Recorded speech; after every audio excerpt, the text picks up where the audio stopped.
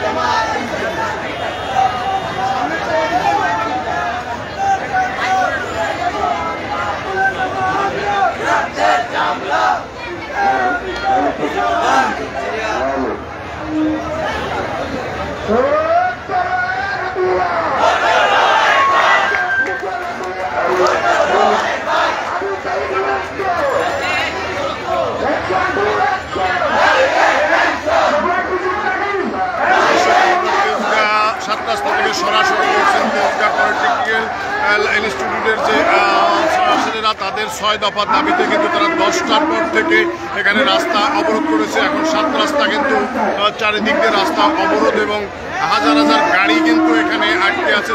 প্রত্যেকটা রাস্তার গাড়ি কিন্তু অবরোধ এবং আপনারা দেখতে পাচ্ছেন দেখতে দেখতে কিন্তু 7 রাস্তা একেবারে পরিপূর্ণ কানায় কানায় ভরে গেছে ছাত্রদের।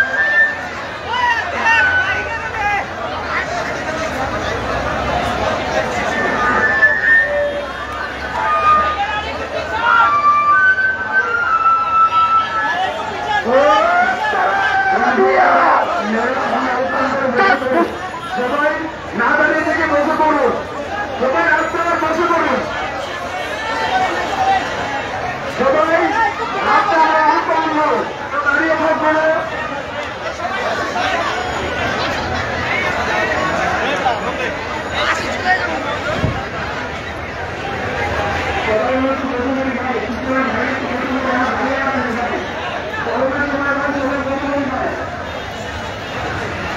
আমি আপনাদেরকে একটু ঘুরিয়ে দেখাচ্ছি যে তেজগাঁও 7 রাস্তা, এখানে যে 7টি রাস্তা আছে 7টি রাস্তায় কিন্তু গাড়ি বন্ধ অবস্থায় আছে এবং আরও 20 মিনিট আগ থেকেই রাস্তা এখানে অবরোধ করা হয়েছে এবং রাস্তা অবরোধ করে তারা এখানে দফায় দফায় মিছিল করছে এবং কোনো গাড়ি কিন্তু কোনো দিক দিয়ে যেতে পারছে না। এই মুহূর্তে তেজগাঁওর সার্বিক পরিস্থিতি আপনাদেরকে আমি দেখানোর চেষ্টা করছি।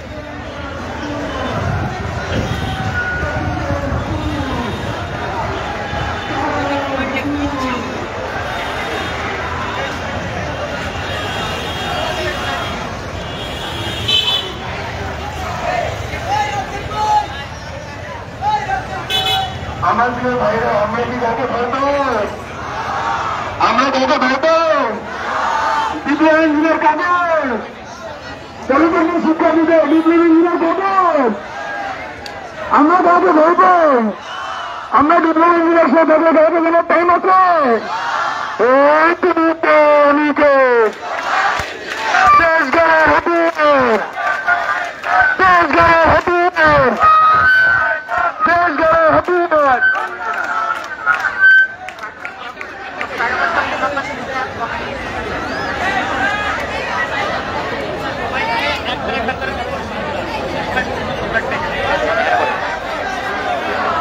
প্রিয় সহযোদ্ধারা, আপনারা কি জানেন আমরা কেন রাজপথ অবরোধ করেছি? কেন রাজপথ অবরোধ করেছি? যখন আমার অস্তিত্ব সংকট, আমার জুনিয়র ইন্সট্রাক্টর পদে একটা ক্লাব যদি পদোন্নতি চায়, আমরা কি পদোন্নতি দিয়ে দিব? এত কি সোজা? এত কি সোজা লাগে? আজকে সারা বাংলাদেশের সকল পলিটেকনিক ইনস্টিটিউট একযোগে রাজপথে নেমেছে। হাইকোর্টের এই অবৈধ রিট বাতিল না হওয়া পর্যন্ত অসহযোগ আন্দোলন চলবে। লেগেছে রে লেগেছে, জেগেছে রে জেগেছে, জেগেছে রে জেগেছে। ভাইরা আমার, এখানে কি শুধু ঢাকা পলিটেকনিক থাকবে নাকি আমরা আমাদের সহযোদ্ধাদেরও স্বাগতম জানাবো? National polytechnic institute, Ahsanullah polytechnic institute থেকে ইতিমধ্যে যাত্রা শুরু করেছে। ঢাকা মহিলা পলিটেকনিক ইনস্টিটিউটের সহযোদ্ধা বোনেরাও যাত্রা শুরু করেছে। আমরা সকলের জন্য অপেক্ষা করব, আর আজকের এই অবরোধ আমরা ছাড়বো না। কেউ যদি আশ্বাস দেয় চলো উঠে চলো বাসি দাবি বাস্তবায়ন করবো, আমরা কি যাব?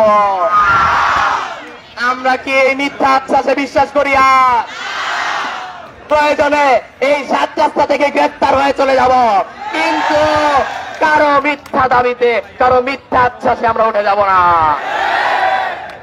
ভাইরা আমার, আমরা যারা প্রতিনিধিরা আছি, যারা আপনাদের সমন্বয় করে কাজ করতেছি, আপনাদেরকে আন্দোলনে নিয়ে আসতেছি, কথা দিচ্ছি যদি রাজপথে হোক, যদি অন্য জায়গায় হোক, কোন একটা আঘাত আছে, এই আঘাত আমি আগে আমার বুক পেতে চেপে নিব, পরবর্তী দেশের আপনাদের গাড়ি।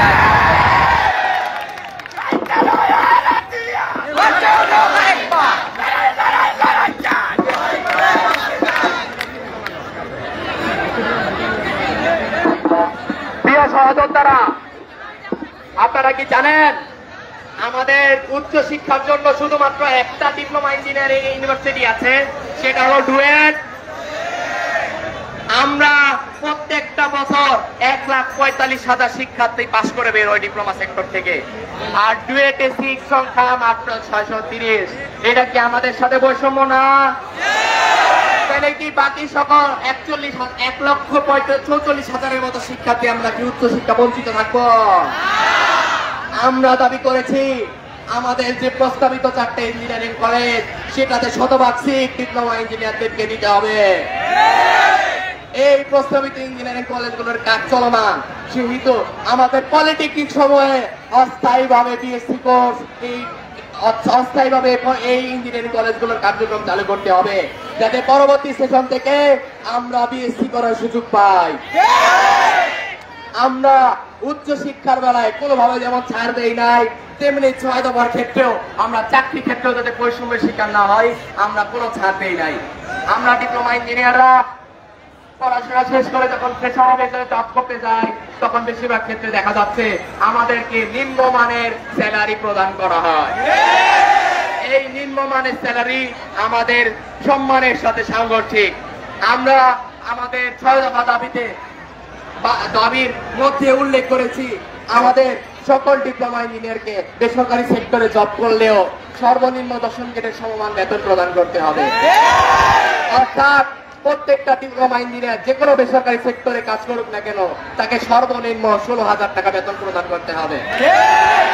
আর তার দক্ষতা এবং যোগ্যতা অনুযায়ী তাকে আরো বেশি বেতন প্রদান করার সুযোগ থাকবে। আপনারা কি একটা জিনিস লক্ষ্য করেছেন ভাইরা, সকল পলিটেকনিক ইনস্টিটিউট সমূহ কারিগরি ও মাদ্রাসা বিভাগের অধীন থাকে। কারিগরি আর মাদ্রাসা শিক্ষা কি এক? আমাদের সাথে তাদের শিক্ষাগত বিষয়ে অনেক ভিন্নতা রয়েছে। আমরা যদি কারিগরি সেক্টরের অবহেলা না চাই, আর আমাদের স্বতন্ত্র মন্ত্রণালয় দরকার, কারিগরি উচ্চ শিক্ষা মন্ত্রণালয়। আমাদের এই দাবিগুলো বাস্তবায়ন ছাড়া কি আমরা রাজপথ ছেড়ে দিব? আমরা একসাথে স্লোগান ধরি, অবৈধ ঋণ মানি না, মানব না।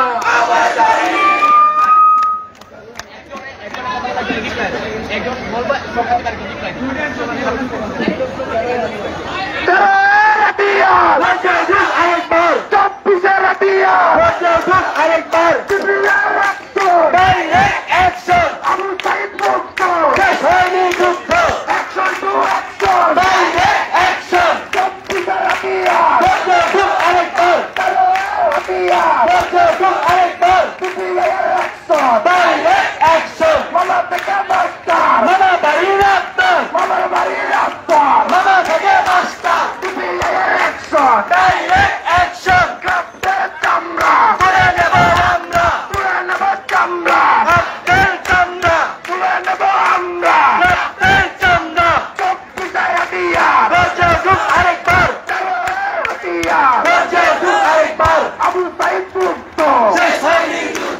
আচ্ছা, কোন বোন যদি পিছনে থেকে থাকেন একটু দয়া করে সামনে চলে আসুন, এই নিরাপদ অবস্থানে বসেন।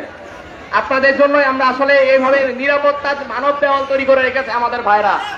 আপনারা সকলে সামনে চলে আসেন, আর ভাইদের বলবো আপনারা একটু পিছিয়ে যান, আমাদের বোনদের জন্য নিরাপত্তা দেওয়াল তৈরি করে দাঁড়ান।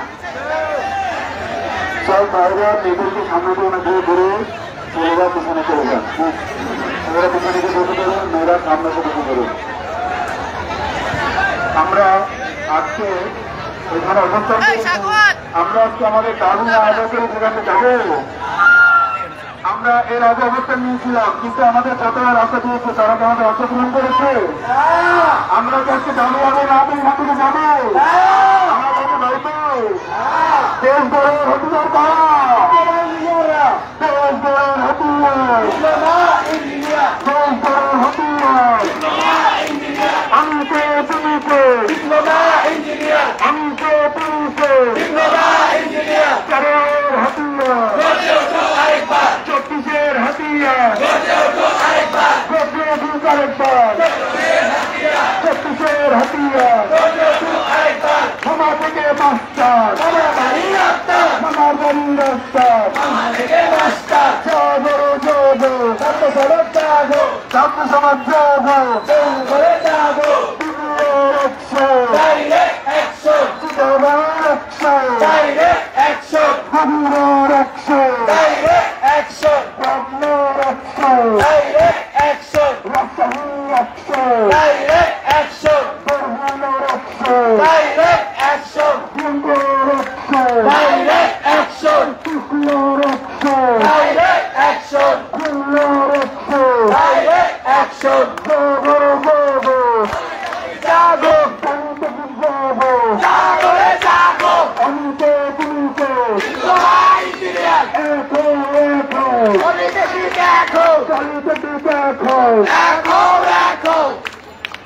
সব ভাইরা প্লিজ আমরা বসে পড়ি ভাই, গরমের সময় ভাই দাঁড়িয়ে না থেকে ভাই বসে পড়ি ভাই।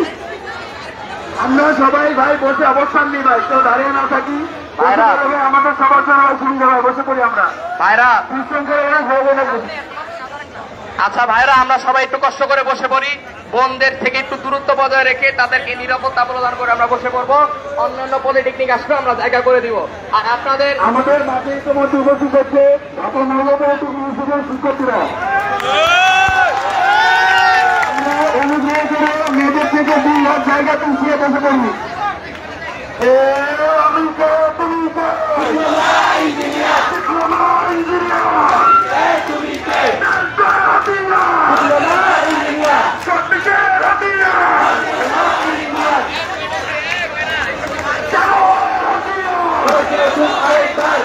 আমাদের চারপাশে সবাই বসে পড়েছি, বিচ্ছিন্ন হবে না পেরে আমরা সবাই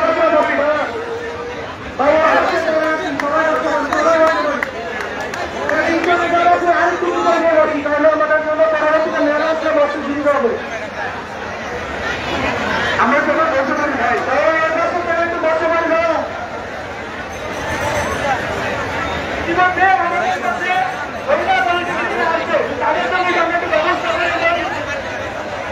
ভাই আমাদের মধ্যে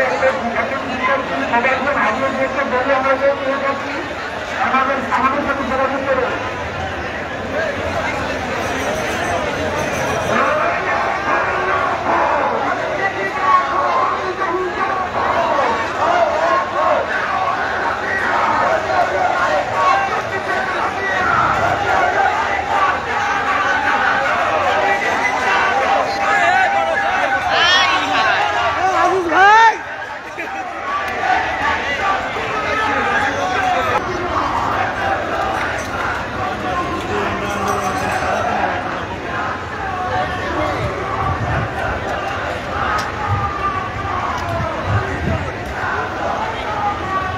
দর্শক, আমরা এই মুহূর্তে একজন ড্রাইভার সাহেবের সঙ্গে একটু কথা বলবো যে আসলে উনি এখানে কতক্ষণ যাবত অবস্থান করছে।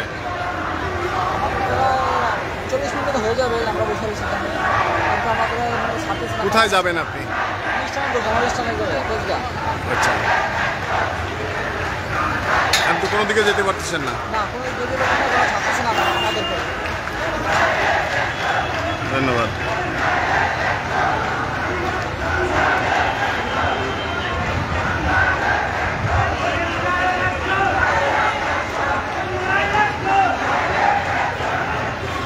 আপনাদেরকে আরেকটু দেখানোর চেষ্টা করি, যারা মগবাজারের দিক থেকে আপনার মহাখালীর দিকে যে সমস্ত বাসগুলো যাওয়ার চেষ্টা করছে সেই দিকটা দেখতে পাচ্ছেন যে বাসের যাত্রী কিন্তু বাস থেকে নেমে তারা পা হেঁটে চলে গেছে। বাস এখন খালি, এখানে খালি বাস নিয়ে তারা অবস্থান করছে। সাথে সাথে কিন্তু অনেক প্রাইভেট কারটা সর্বোচ্চ সব ধরনের গাড়ি কিন্তু এখানে অবস্থান করে আছে এবং আটকে আছে।